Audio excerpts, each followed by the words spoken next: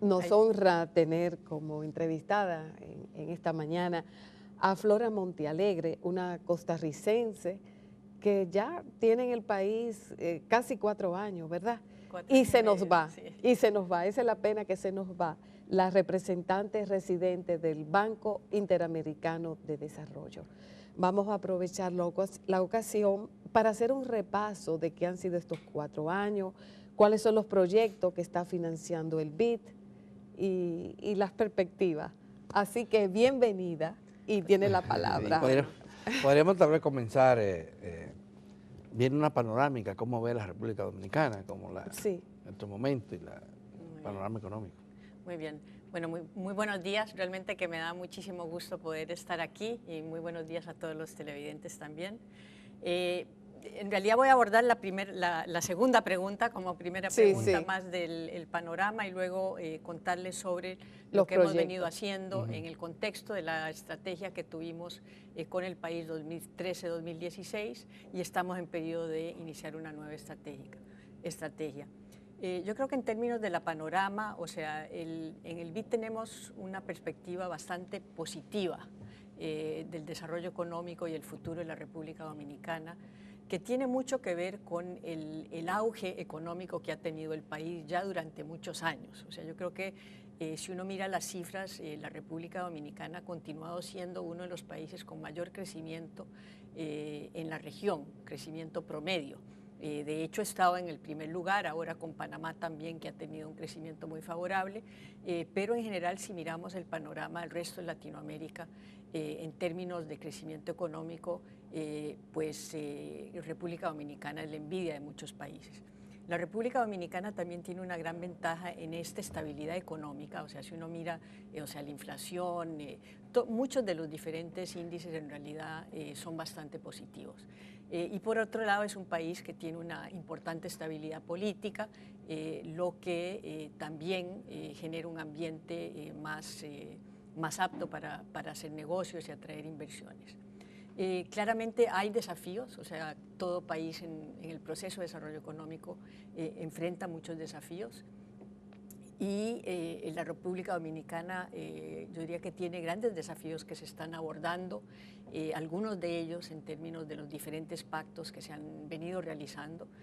Creo que uno de los grandes desafíos para la República Dominicana ha sido y sigue siendo el tema de la educación y el fortalecimiento del capital humano en general. Yo creo que más allá de la educación, la salud es uno de los grandes retos que todavía tiene República Dominicana. Los índices realmente son muy bajos para lo que uno esperaría de un país con los niveles de crecimiento que ha tenido la República Dominicana.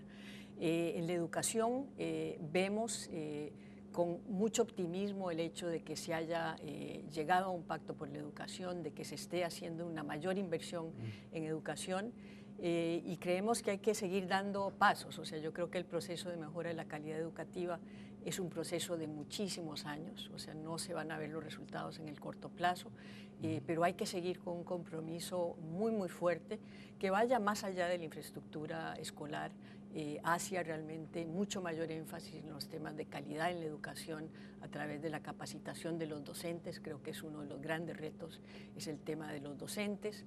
Y ver también cómo se incorpora hoy en día la tecnología y la innovación a los procesos educativos.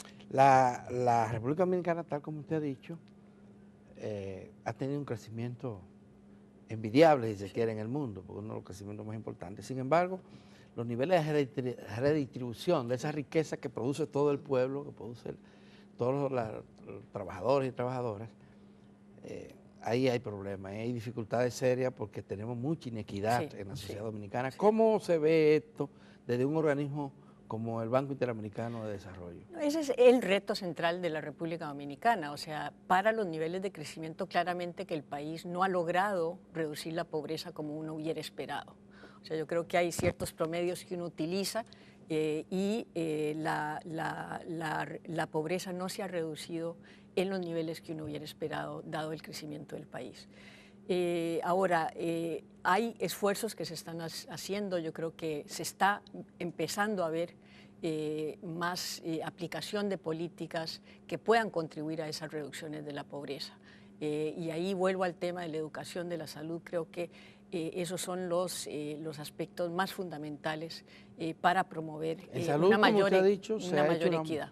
una mayor inversión, hay una mayor preocupación, pero en salud no estamos viendo eso, lo que estamos viendo es un deterioro Exactamente. de los servicios públicos, básicamente, que han sido descuidados, y un proceso hasta de privatización de un área tan vital como esta para el país. Yo creo que en salud no se ha logrado dar los pasos que se está logrando dar en educación. Y yo creo que es un desafío realmente enorme y de hecho es un sector que uno ve sumamente complejo, con servicios públicos de una calidad que no serían aceptables en muchos países. Sí, desde la visión del BID hacia República Dominicana, en ese sentido, entonces, ¿cuáles son los proyectos, los principales proyectos que ustedes han estado impulsando? ¿Qué es lo que ustedes han considerado prioritario? Sí, mira, nosotros en el periodo 2013-2016 hemos enfatizado en nuestra estrategia varios pilares. O sea, el pilar de fortalecimiento del capital humano ha sido el pilar central. El 60% de nuestras inversiones van a los sectores sociales, van específicamente a programas de protección social, de salud y de educación. Nosotros en el periodo de esta estrategia hemos aprobado unos 1.800 millones de dólares en financiamiento de préstamos, no incluyendo todo el apoyo que damos a través de cooperaciones técnicas y asistencias técnicas. Y como digo, el 60% de esos recursos han ido a los sectores sociales. En el ámbito de la salud, donde hemos apostado, o sea, y ha sido en lo que es la salud primaria, o sea, la atención primaria.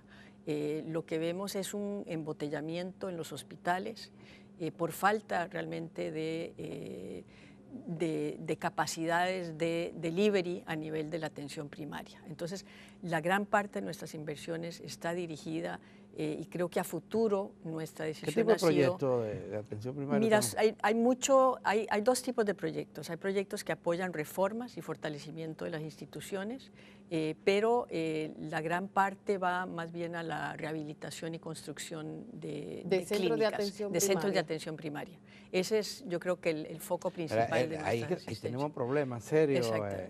Exactamente. Muchos problemas serios. La atención primaria virtualmente está descuidada. Exactamente. Y más allá de los aportes mínimos, porque son mínimos, de organismos internacionales, el gobierno virtualmente no está apoyando nada. Miren, las unidades de atención primaria no tienen nada que hacer, porque apenas tienen un médico pasante, una enfermera y nada de recursos ni de medicamentos. Sí. Los centros que ha construido el gobierno ha establecido centros importantes. Se habló de unos 50 centros que iban a construir, una parte de ellos están construidos. No operan, no funcionan. ¿Qué es lo que ha pasado? Los organismos internacionales que ponen su plata o su asesoría técnica no tienen mecanismo para reclamar también, que esto se pueda... Sí, mira, nosotros hemos hecho el financiamiento, nosotros hemos financiado unas 48 clínicas, si mal no recuerdo, que ya se han hecho, ya sea rehabilitaciones o nuevas construcciones, pero claramente que más allá de la infraestructura lo complicado es ese proceso de la calidad del recurso humano en el sector de salud. Y yo creo que ese es un tema de largo plazo, o sea, es un tema muy difícil que uno lo ve en la forma como el comportamiento, digamos, de los mismos médicos, o sea, hay toda una serie de cambios sumamente complejos que hay que realizar para fortalecer la atención primaria. Hay también un cambio cultural en la población tiene que entender que no puede ir al hospital porque le duele el oído, o sea, los hospitales son para último, digamos, cuando si no encuentran el camino a dónde ir, exactamente, tiene que llegar No, o sea, por eso hay un círculo vicioso que se tiene que ir rompiendo, pero no se va a romper de la noche a la mañana. Yo creo que, pero yo quisiera recalcar que no es un tema solamente de inversión, o sea, porque uno podría decir, no, aumentemos, así como se hizo en educación, aumentemos el porcentaje del PIB que se dedica a la El problema educación. es gerencia. Sí, Y no, yo creo que no, porque realmente es un cultural problema también. más de gestión del gasto. O sea, yo creo que ahí en salud sí se puede hablar de un problema de gestión del gasto. Muy serio, un problema de articulación entre las diferentes instancias del sector de salud que de alguna manera requieren muchísima atención. Bueno, Oxfam ha estado insistiendo en esos problemas institucionales, de cómo se desperdician ciertos recursos. El BID también tiene ciertos reparos a esa administración de recursos, tal como lo ha señalado Oxfam, de que podría mejorarse institucionalmente. Mira, yo creo que con no hay... duplicidades de instituciones. Mira, yo creo que no hay nadie, y yo creo que el propio gobierno lo ha dicho, o sea, hay oportunidades de mejorar la eficiencia de las instituciones públicas en diferentes ámbitos. Ahora, ¿eso cómo se hace, no? Y hay países que pueden tomar una decisión de hacer una reforma del Estado tipo shock, como han hecho algunos países, donde no todos los países están dispuestos a hacer eso, ni necesariamente es el mejor rendimiento. Yo creo que lo único, uno tendría que ir mirando dónde están las grandes bolsas de ineficiencias y tratar de enfocarse en esas bolsas de ineficiencia. Porque finalmente también hay un problema de empleo, ¿no? Entonces uno tiene que pensar desde el punto de vista humano, qué pasa cuando uno, o sea, de nada sirve fusionar tres instituciones y llevarse a toda la gente. O sea, si uno va a hacer esas fusiones, esa mejor articulación, significaría una racionalización, digamos, verdadera del gasto y por lo tanto de las personas que trabajan ahí. Entonces hay que tener un plan y eso es una decisión política muy importante, muy grande, que deben tomar los diferentes gobiernos en el momento que consideren más oportuno. Yo creo que definitivamente hay oportunidades de mejorar el gasto, es algo que lo tenemos muy presente, sobre todo en los sectores de salud, pero creo que si uno mira también, nosotros hemos hecho algunos ejercicios, digamos, cuánto sería el ahorro, digamos, si uno reduce personal en X instituciones. Y yo llegué a una conclusión, por ejemplo, mirando el tema del sector eléctrico. Si uno mira los subsidios que ha dirigido el país al sector eléctrico durante los últimos años, yo diría que arreglando el sector eléctrico se podría arreglar una parte importante, digamos, del problema del gasto público. Entonces, creo que si uno tiene que priorizar, yo priorizaría ahí donde voy a hacer los grandes, digamos, ahorros y luego ir abordando gradualmente algunos de esos, digamos, bolsas de mayor ineficiencia en el gobierno. Pero eso tenemos muchos años reconociendo eso que usted acaba de decir, de que el sector eléctrico requiere, iniciamos una reforma en los años 90, final de los años 90, se cambió la ley, se hizo una ley de capitalización.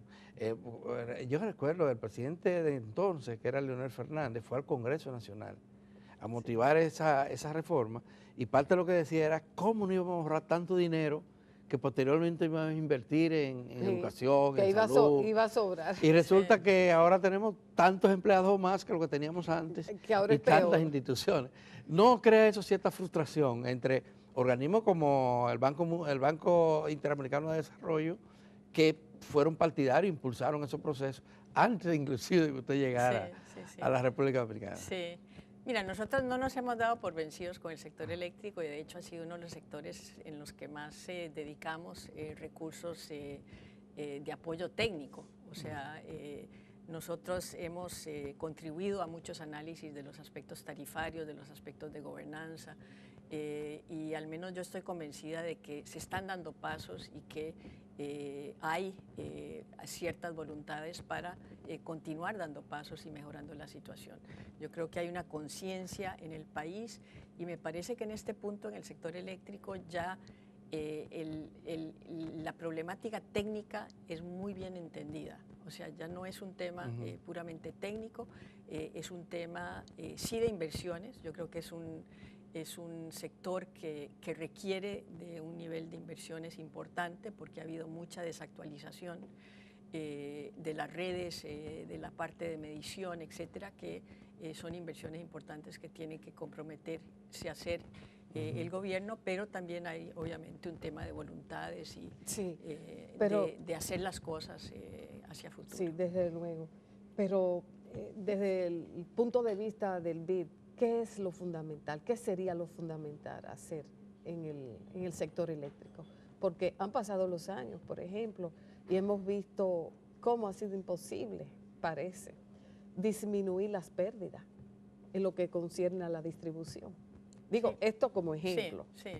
Mira, desde el punto de vista nuestro hay 3 aspectos fundamentales en el sector eléctrico. Uno es arreglar el tema de la gobernanza, o sea, el accountability que uno habla en inglés, o sea, a quiénes son accountable las empresas de distribución.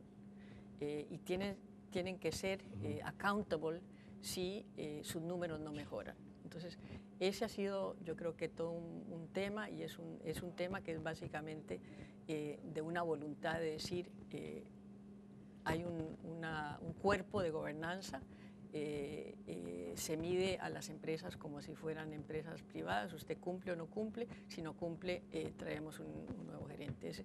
Eso es algo que se puede hacer y lo han hecho ciertos países. El otro tema es el tema tarifario. Ese es un tema más complejo, obviamente, porque implica ajustes que pueden afectar a ciertos segmentos de la población. No obstante, este es el mejor momento, o sea, creo que todos lo sabemos, que con la caída de los precios del petróleo, hacer un ajuste tarifario en estos momentos no sería tan doloroso. Y ahí, al contrario, podría ser favorable porque el gobierno está vendiendo, o las sedes, la energía mucho más cara como la compran. Sí, pero bueno, yo creo que ahí en ese sentido de la tarifa están los modelos tarifarios, o sea, ahí hay una manera de hacer un ajuste gradual y como parte del pacto eléctrico entiendo que se ha llegado a un acuerdo que tal vez aún no se ha firmado, pero hay un acuerdo de la posibilidad de hacer un desmonte gradual de la tarifa. Y el otro tema es la parte de reducción de pérdidas. Y la parte de reducción de pérdidas tiene 2 ámbitos, o sea, uno que es puramente técnico, o sea, y ahí sí es donde tienen que entrar inversiones, porque hay pérdida porque las redes son malas, hay pérdida porque no se mide la electricidad. Entonces, esas son razones técnicas por las cuales hay pérdidas en la distribución de Pero parece de la que energía. nadie quiere invertir ahí. No, pero ahí sí hay inversiones y de hecho nosotros junto con el Banco Europeo y el Banco Mundial tenemos un programa de inversiones que hemos comprometido con el gobierno para que no se va a resolver completamente porque son inversiones importantes, pero todos los bancos multilaterales hemos expresado nuestro interés en financiar lo que es la parte de inversión en reducción de pérdidas. Pero y la otra hay parte otra es gerencial.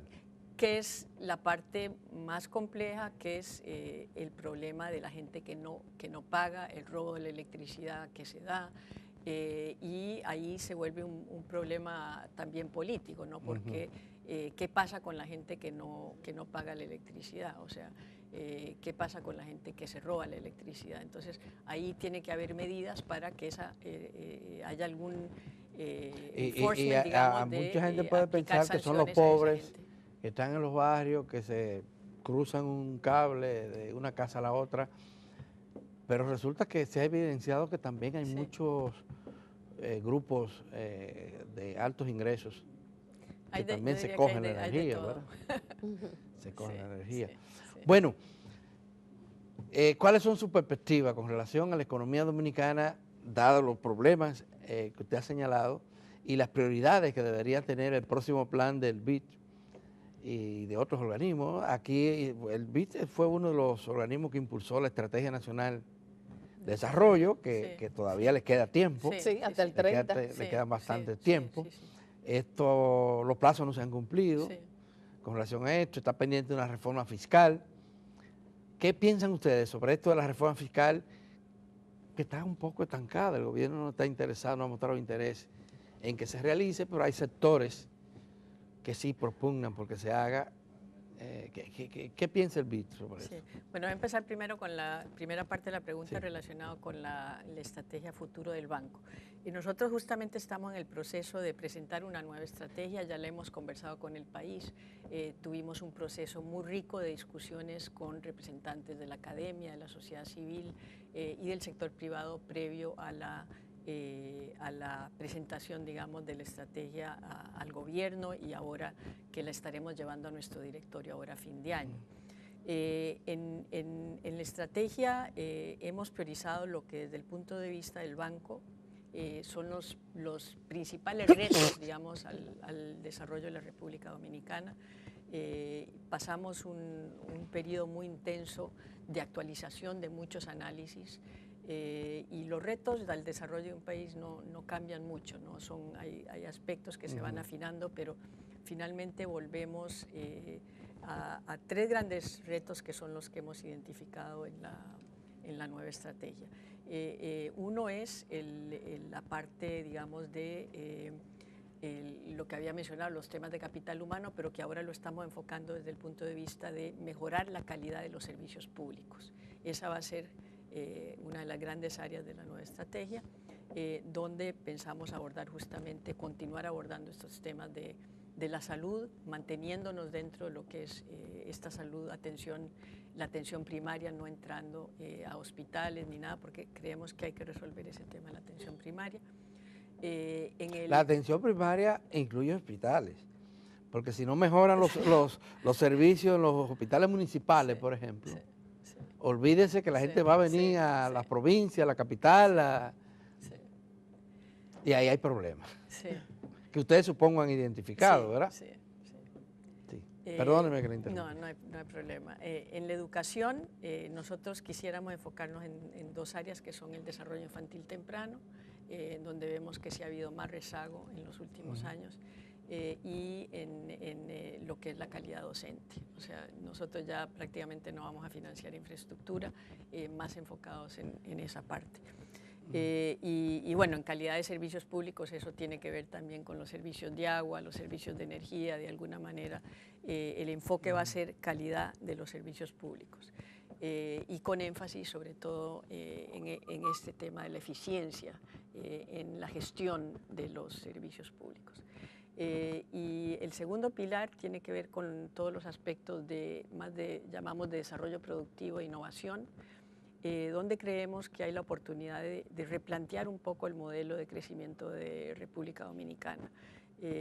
Creemos que si bien el país ha seguido creciendo a tasas muy rápidas, sí hay que pensar en un modelo de crecimiento que pueda ser más sustentable a futuro.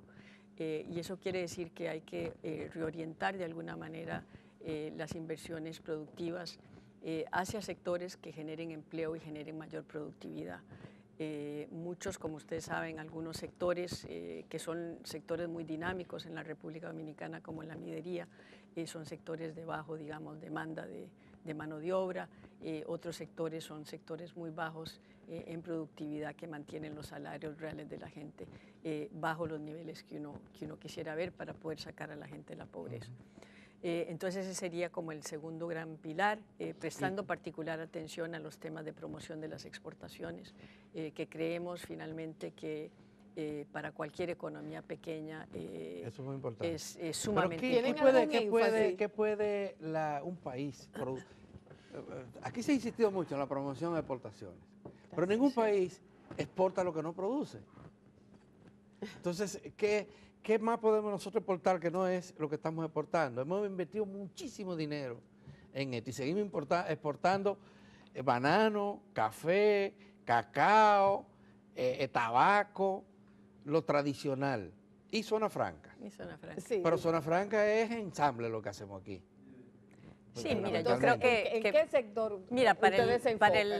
yo creo que hay varios temas ahí hay que mirar. Primero que la parte misma de lo que es la promoción de exportaciones, si uno la compara, y nosotros publicamos recientemente un estudio sobre ese tema de las exportaciones, que miró mucho los aspectos institucionales y la comparación de cómo promueven las exportaciones países como Costa Rica y Uruguay, por ejemplo, y relativo a lo que se hace en la República Dominicana.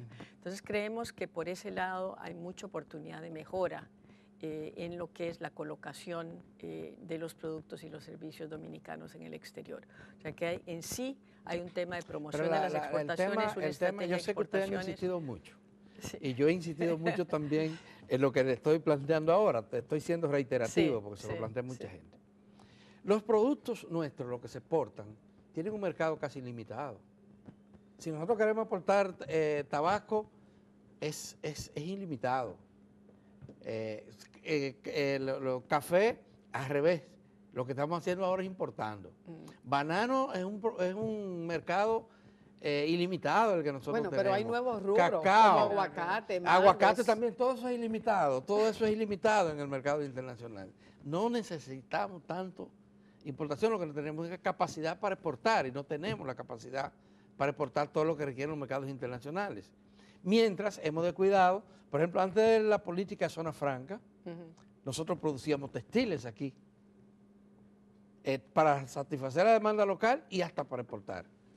Ahora no lo hacemos porque quebró toda esa Claro, pero es que sí, infraestructura. sí. Y entonces, lo que yo llamo la atención es que los organismos internacionales y los locales siguen insistiendo en promover las exportaciones, pero ¿qué es lo que vamos a exportar? Mira, yo creo que lo que... La humanos, personas, y no nos la quieren.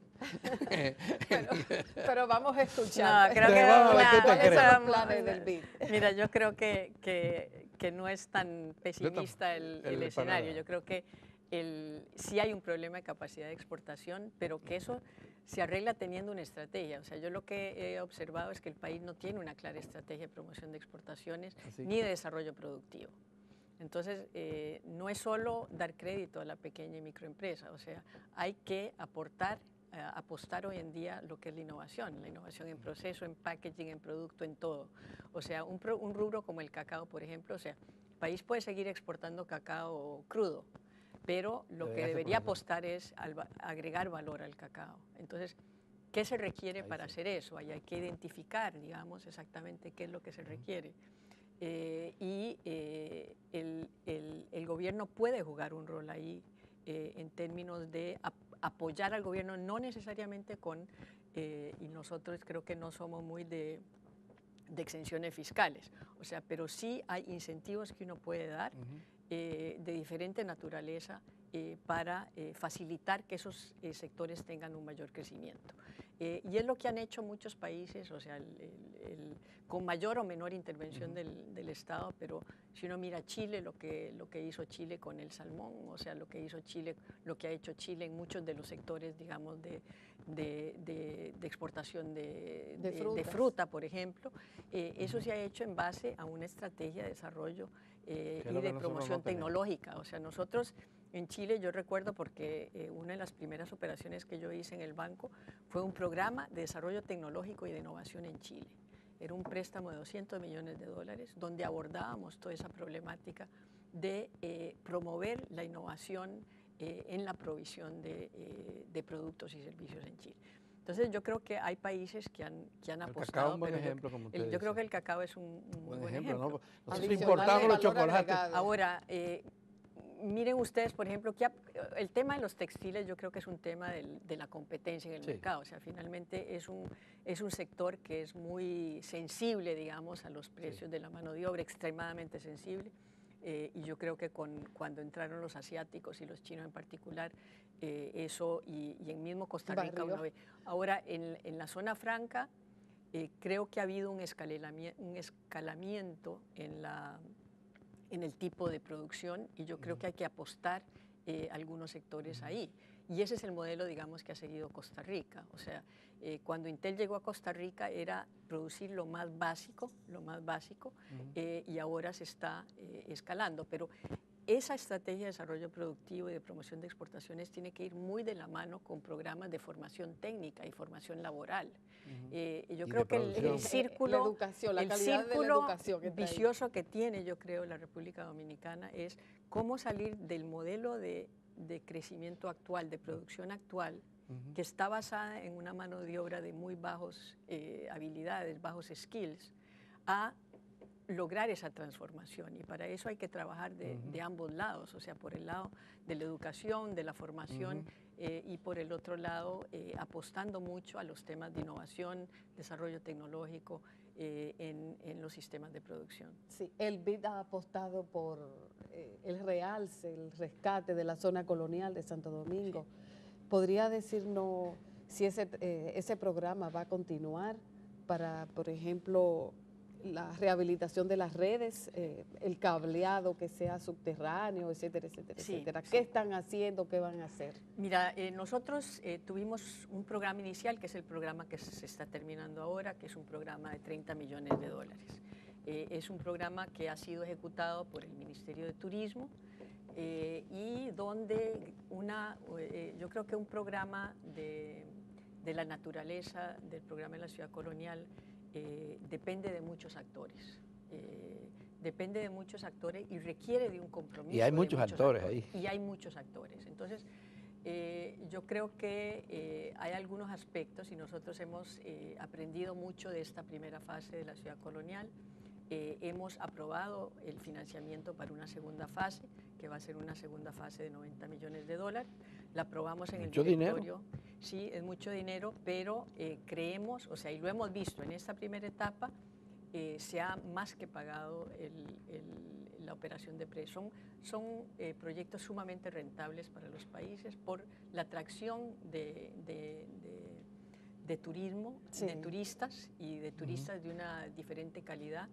La atracción de inversión que ya se ha dado en la ciudad colonial, donde han entrado más de 100 millones de dólares por el lado privado. Entonces yo creo que el tema de la inversión es una parte que nosotros en todos los proyectos hacemos los análisis de rentabilidad económica y no tengo la menor duda que es un proyecto rentable. Este nuevo proyecto lo va... ¿Qué incluye?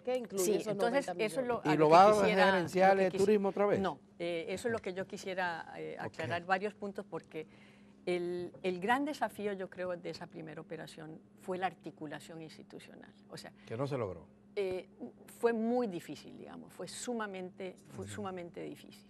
Entonces, eso de alguna manera generó retrasos, generó conflictos y finalmente afectó ciertas decisiones y ciertos proyectos que se tenía previsto financiar, y creo que el caso más tal vez emblemático fue el caso del convento de las ruinas de San Francisco. Exactamente, que las ruinas que no siempre han sido ruinas y hay que de alguna manera volver a retomar ese proyecto, no como ruinas, sino con la idea de hacer algo que preserve lo poco que queda. Que preserve entonces, y que sea más atractivo creo lo que tenemos. Sí, entonces ahí creo que se evidenció ese gran conflicto y creo que gran parte de nuestra, y la razón por qué tomamos bastante tiempo en aprobar esa segunda fase, fue cómo resolver ese tema de la articulación institucional. Y no ha sido fácil y creo que va a seguir siendo un Entre gran nosotros desafío. eso no es tan fácil, te lo dominicanos. Entonces, creo que en esa primera fase el enfoque era muy turístico. O sea, como ese fue el enfoque que se tuvo en un tema de atracción de inversiones. El tema de turismo siempre va a estar al centro porque es lo que le va a generar ingresos al proyecto. Pero una de las cosas en que yo insistí muchísimo es que enfocáramos el proyecto mucho más como un programa de desarrollo urbano. Y de hecho hasta hicimos un cambio en el equipo del banco para que viniera un equipo multidisciplinario a mirarlo, no como un programa turístico, sino como un programa de desarrollo urbano. Y ese es el gran cambio con la segunda operación. En esta segunda operación, más allá de, se va a arreglar calles que van hasta el Parque de la Independencia, o sea que este había estado enfocado mucho en el área monumental solamente, ahora va a ser mucho más amplio el esquema, el soterrado de cable que estaba previsto dentro de la operación que lo iba a hacer la empresa de este. No estaba financiado por el BID porque había un compromiso de que era una contraparte de gobierno.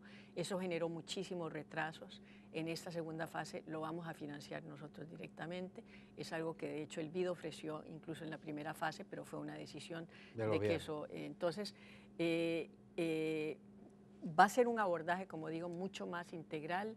Vamos a abordar también lo que son los barrios en la zona norte de la ciudad colonial. tenemos un enfoque donde O sea, estamos hablando de la Avenida Mella hacia arriba. Exactamente. Con la idea de que, o sea, queremos mantener y más bien atraer a que la gente quiera vivir en la ciudad colonial. La ciudad colonial ha venido perdiendo residentes en las últimas décadas muchísimo. Yo creo que la visión que tenemos de este nuevo programa es un programa que más bien ayude a revitalizar algunas de las zonas más, la verdad que la zona está rodeada de zonas muy pobres, con familias, multifamilias viviendo en viviendas de muy mala ¿Ustedes calidad. no han pensado Entonces vamos a abordar dentro de ese proyecto que, como usted dice, es desarrollo urbano, incluye el componente turístico, pero también hay un componente cultural importantísimo. Exactamente. Sí. Mientras se ha estado desarrollando eso por ahí, nosotros tenemos aquí la llamada Plaza de la Cultura, donde están los museos auténticamente dominicanos, porque hay una historia antes de que llegaran los españoles acá, y están cerrados la mayoría. Los museos más importantes, la historia y geografía está cerrado, el Museo del Hombre está virtualmente en bancarrota, cerrado, ya casi no van ni grupos de turistas internacionales, pero tampoco los grupos nuestros, las escuelas, los colegios, allí. No hay ninguna posibilidad de que el BID dé su manita y aporte algunos chelitos, a ver si nosotros ponemos en funcionamiento. Porque usted se imagina un país que tiene su museo de historia cerrado de hace 10 años. Sí. Mira, ¿o no ha recibido sí.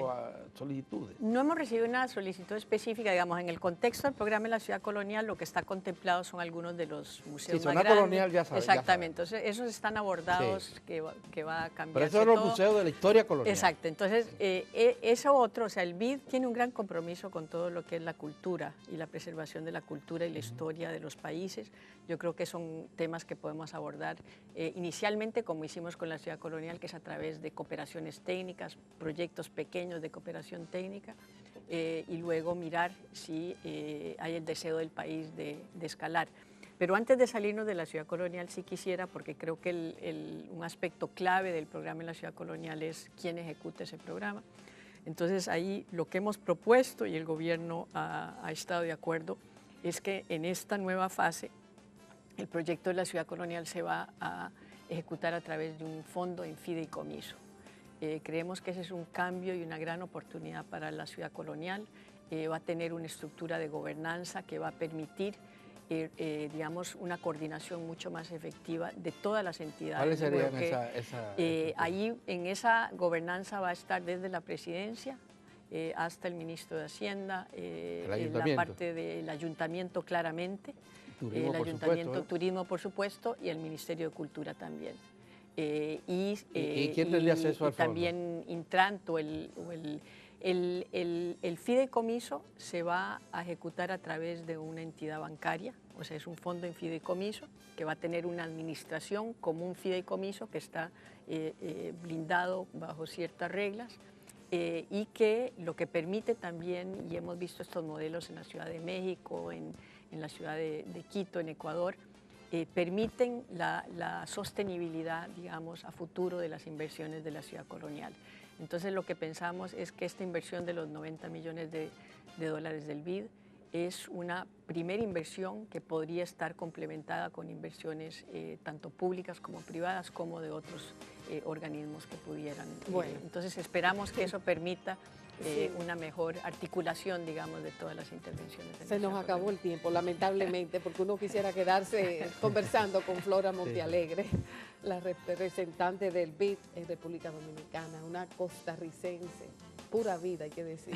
Bueno, muchísimas gracias por haber atendido a nuestro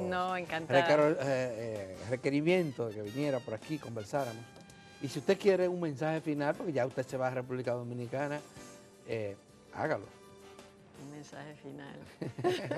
Uy, qué difícil. Mira, yo creo que este país debe apuntar a crear un estado de bienestar social. O sea, yo creo que el problema de la inequidad y de la pobreza tiene que resolverse. O sea, y ahí es donde se deben, de alguna manera, apuntar los esfuerzos. Crecimiento per se sin equidad no da sostenibilidad. Entonces creo que ese es el mensaje. Yo creo que se están dando pasos en la dirección correcta, pero hay que seguir fortaleciendo todos esos pasos que contribuyen a la reducción de la pobreza y las oportunidades para toda la gente. Bueno, Muchísimas muchísimas gracias.